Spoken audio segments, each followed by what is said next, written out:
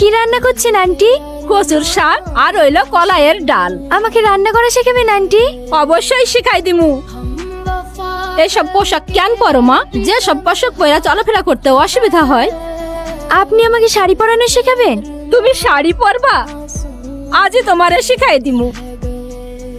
ও বাবা, আমার বৌমারে শাড়ি পরা কি সুন্দর লাগতাছে। বৌমা, তুমি সব সময় শাড়ি পরা থাকবা, তোমারে খুব সুন্দর দেখাইবো। ঠিক আছে আন্টি, আমি আর ওই ড্রেস পরবো না, আমি শাড়িই পরবো। ওগো শুনছো? তোমার জন্য খাবার নিয়ে এসেছি, খেয়ে নাও। তুমি খাবার নিয়েছো? হাব্বা কোথায়? কেন, আমি নিয়ে আসলে অসুবিধা কিসের? এই গ্রামের প্রত্যেকটা মেয়ে তো তার স্বামীর জন্য খাবার নিয়ে আসে। আজ তোমাকে শাড়ি পরে খুব সুন্দর লাগছে।